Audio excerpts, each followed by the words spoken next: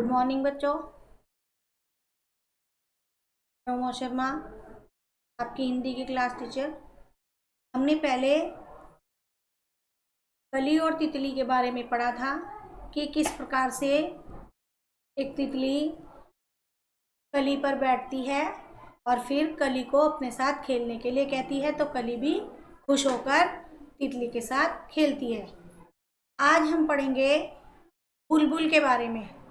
तो आप अपनी किताबें खोल लीजिए, स्टार्ट करते हैं। क्या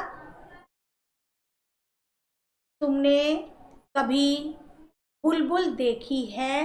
बुलबुल को पहचानने का एक सरल तरीका है। यदि तुम्हें कोई चिड़िया तेज आवाज में बोलती हुई मिले तो उसकी पूंछ को देखो। यदि पूंछ के नीचे वाली जगह लाल हो तो समझो वह चिड़िया बुलबुल है।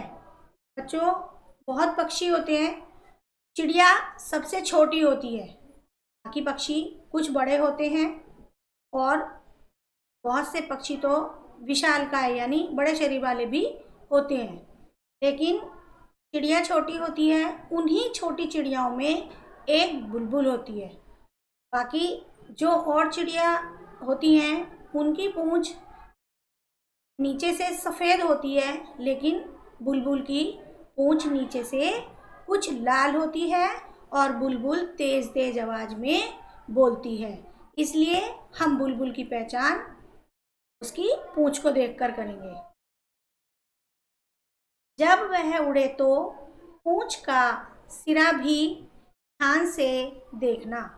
बुलबुल की पूंछ के सिरे का रंग सफ़ेद होता है, उसका बाकी शरीर भूरा और सिर का रंग काला होता है। बुलबुल को पहचानने का एक तरीका ये भी है कि हम उसकी पूंछ के सिरे को, सिरा मीन्स कोना, उसको देखेंगे तो उसका जो सिरा होता है वो सफ़ेद रंग का होता है और उसका शरीर भूरे रंग का होता है, लेकिन उसके सिर का जो रंग होता है वो काला होता है। बुलबुल ऊंची आवाज में बोलती है। बुलबुल को हम लोगों से कोई डर नहीं लगता। तुम्हें शायद एक बुलबुल ऐसी भी मिले जिसके सिर पर काले रंग की कलगी हो, से सिपाही बुलबुल कहते हैं। बुलबुल छोटी चिड़ियाओं में सबसे तेज बोलती है।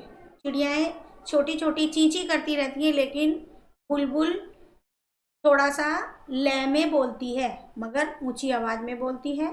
और बुलबुल किसी से डरती नहीं है। हमें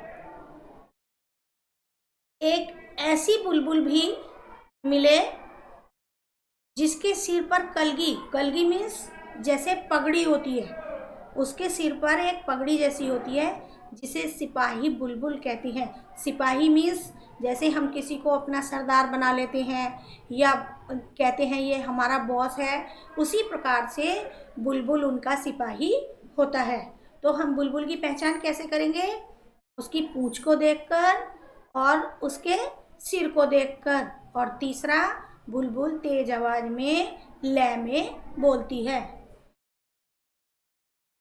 बुलबुल पीपल या बरगद के पेड़ पर कीड़े ढूंढकर खाती है। वह हमारी तरह सब्जी और फल भी खाती है। अमरूद या के बगीचे या मटर के खेत पर बुलबुल काफ़ी जोर से हमला करती है।